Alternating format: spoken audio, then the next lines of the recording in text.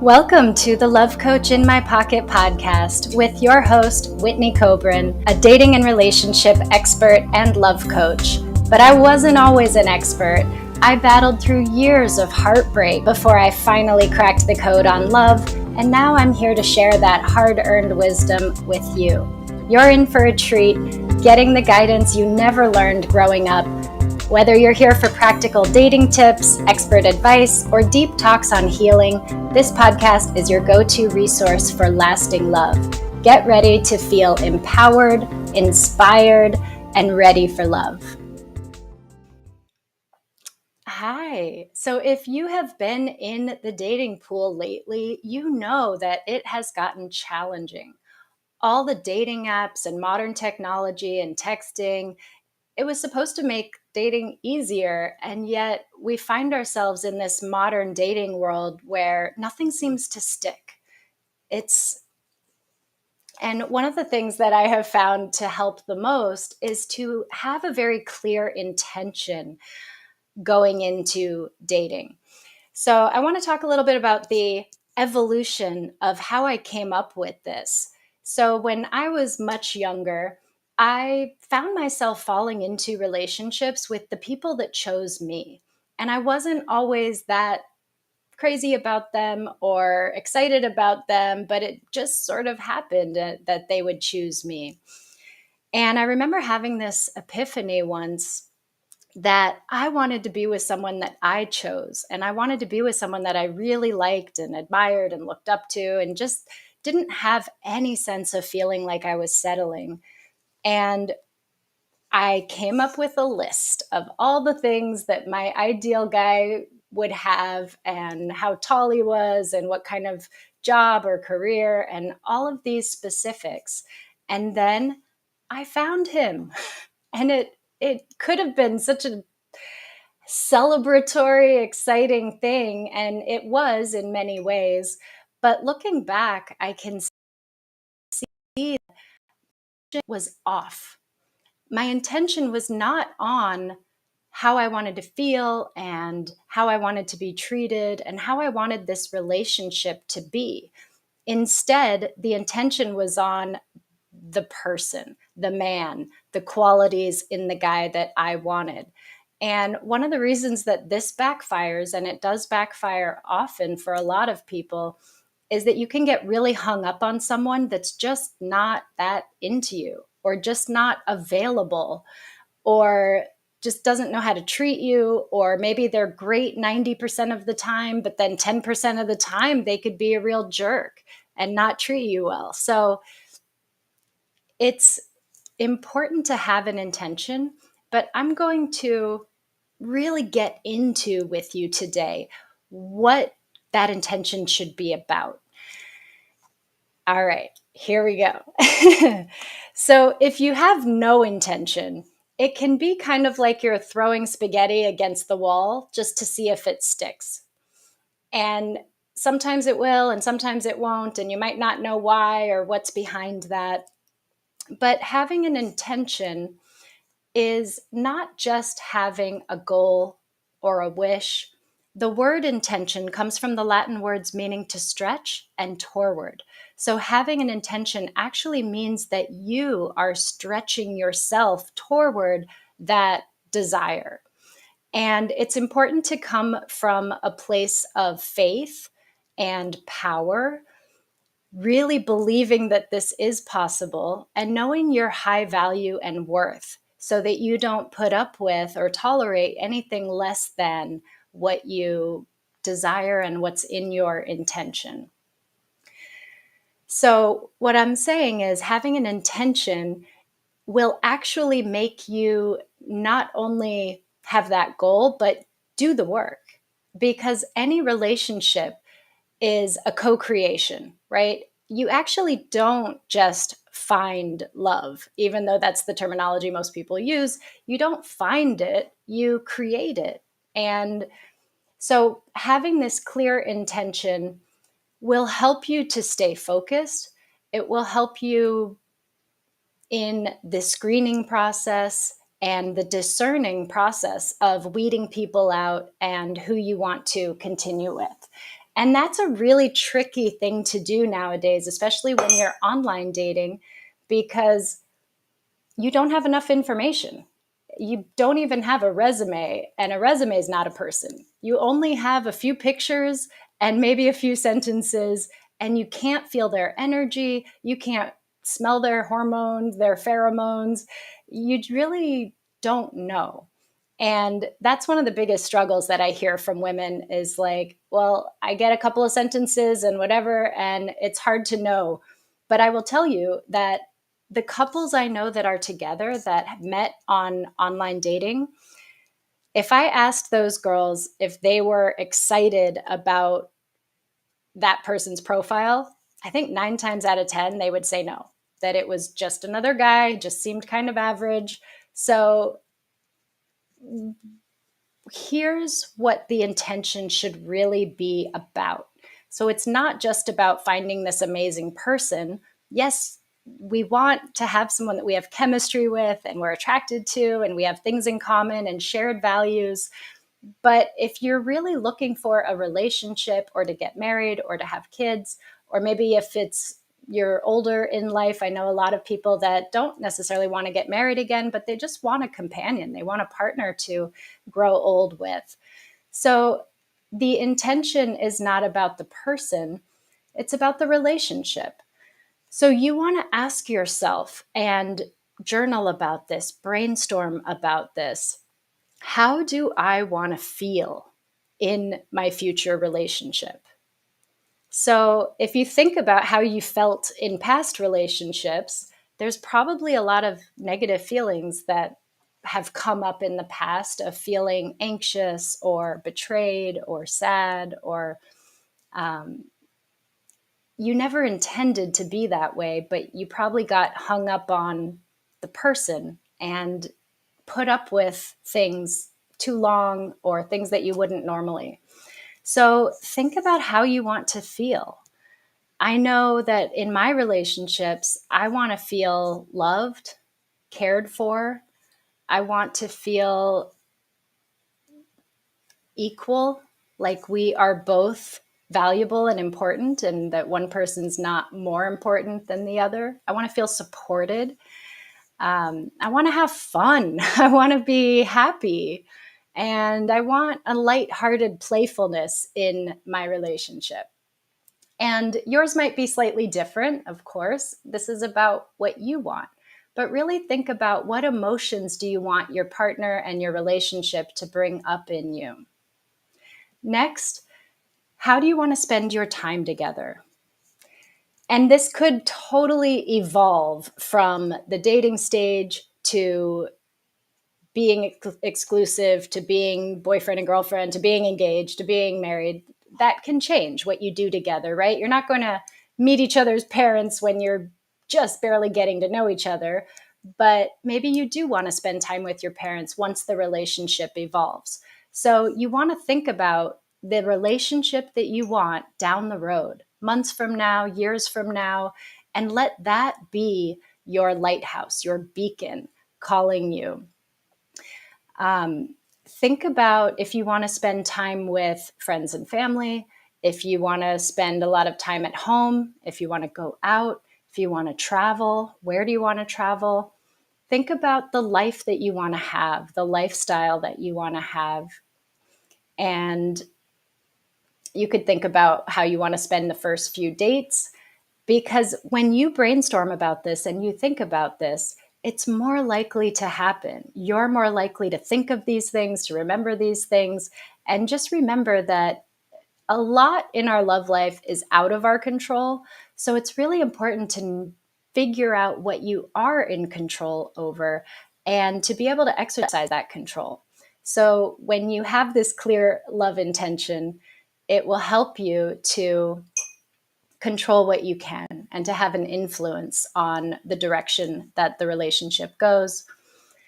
So, another question is, how do you want to communicate with your partner? Let's dig into this a little bit.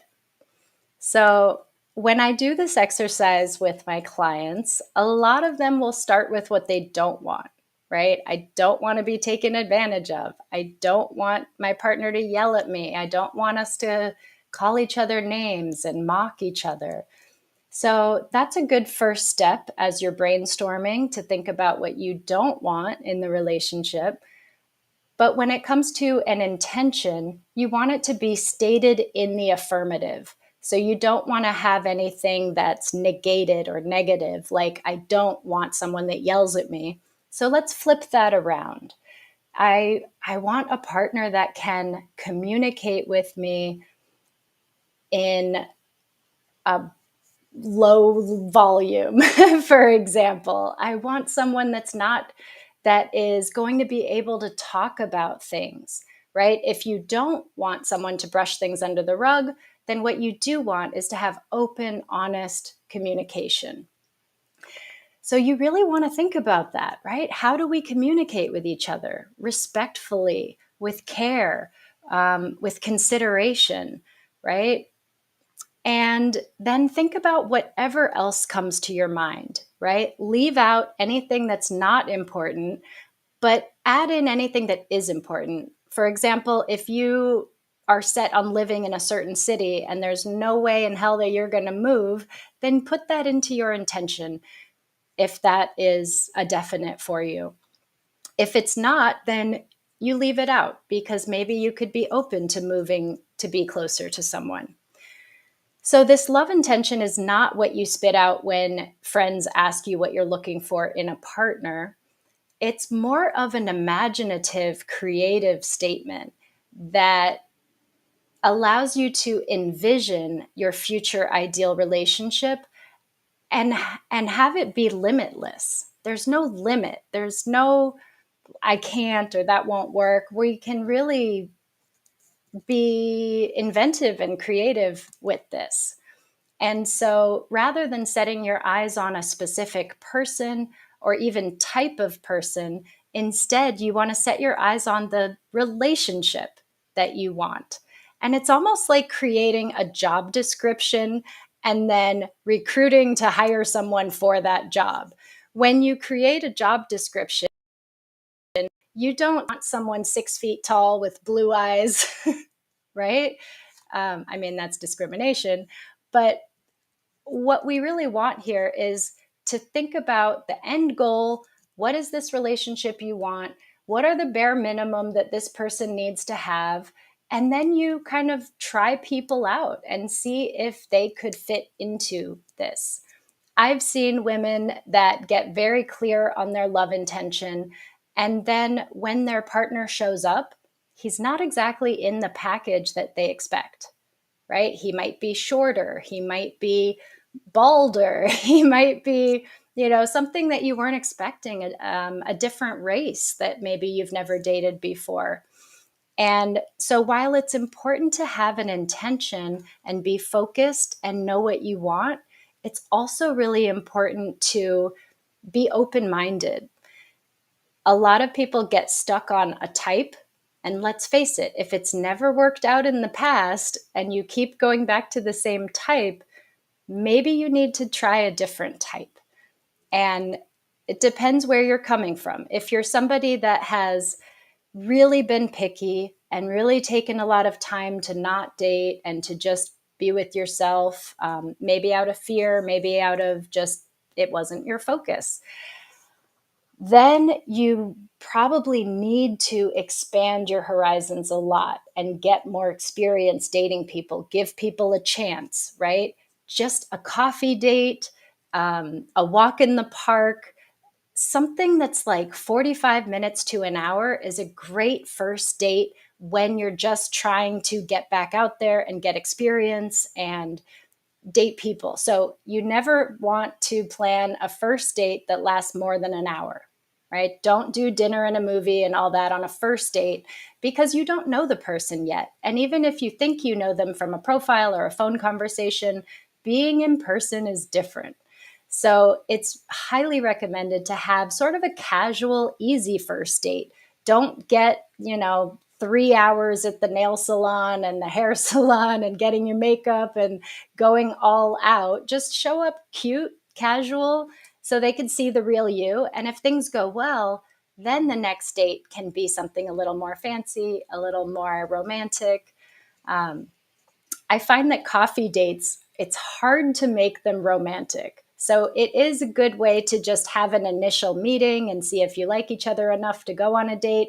But I really like a dim lit wine bar for a first date, something that's not dinner, not too much, but also you can dress up a little bit or look kind of cute, because you only have one opportunity to make a first impression. But I definitely have had clients that I've had to work with that just expect way too much from a first date. And like when you go all out and spend hours and hours getting ready for this date and then it doesn't go well, it can be really disappointing. So you just want to find that middle ground where you're excited and open, but also not putting too much pressure or expectation on it. So, speaking of the first date, how do you incorporate this love intention into a first date? Well, everyone will typically want to ask you, what are you looking for, right? They might even say, what are your intentions? And here's what I recommend. I recommend that you tell them exactly what you're looking for long term, but then also tell them how you're going about it in the short term. So, for example, somebody might say, well, I'm really looking for my person, my partner. I do want to get married. I want to have kids. That's what I'm really looking for. But you don't stop there and only say that, because it can give off the impression that you are like trying to sink your teeth into that person, and they might interpret it like, I want to get married. Do you want to get married? Because that's my goal and I want to get married. And it's obviously way too soon to know if you would ever want to marry that particular person. So you tell them what you want long term, and then you say, but in the short term, for now, I'm just dating and I'm taking my time to get to know people before I jump into a relationship. And that is so powerful for so many reasons. One, you've clearly set your intention, so they know that you're not just out there to have fun or play the field. You've also let them know that you are high value and that you know your own value and worth, and that you're not going to just jump for the first person that gives you a little attention. You're actually going to be discerning and you're going to take your time to get to know people. And then you'll be able to see who follows through on their word, who shows up for you when you need them, who has consistent communication, who's been honest with you, who excites you the most, who you have the most fun with, who you could be yourself with. Those are the more important things than just, is he hot and does he give me butterflies, or whatever it is that we might be looking for in a slightly more immature way. When you brainstorm about your love intention and you answer all those questions that we talked about, how do you want to feel? How do you want to spend your time together? How do you want to communicate with your partner? And anything else that's important to you in this relationship, write it down. Summarize it into just one or two sentences and put it someplace that you'll see it every day. You could put it on your home screen of your phone, on your dresser, on your bathroom mirror, your underwear drawer. Remind yourself of this intention. And when we do work with intentions, it's important that we align the feelings of it with the mental reading of it. So what that means is we don't want to look at it and feel bad. Like, oh God, I really want that, but I don't know if it's going to happen. This last guy was just so bad and I just don't know. Like when you're looking at your intention, you want to imagine yourself in that place as if you already have it. So that means that you summon up feelings of being loved, feelings of being cherished, being supported, however you want to feel in that relationship. It makes such a difference because there's a lot of people that will talk about intentions and saying your affirmations in the morning, but it's it's like, why doesn't it work? But if you just say, I want to be a millionaire, I'm going to be a millionaire, I'm going to be a millionaire, if it's just a wish, it's just a wish, and it's probably not going to happen. If it's truly an intention, then you will be stretching yourself toward that, and you will be thinking about, how could I be a millionaire? What do I need to do? What steps do I need to take? What's the next step? Rather than just like hoping and dreaming and, hoping you win the lottery or that some lucky thing happens. That's not what having an intention is. The intention means that you're also doing the work, but also it's not just doing the work. It's also having that intention, that goal, that finish line, that thing that you're after, that helps you to have clarity. It helps you to break through limiting beliefs and self-doubt and fear when it comes up. And it just helps you to stay on that track. And whether it's career or your health or relationships or anything, you are responsible for it ultimately.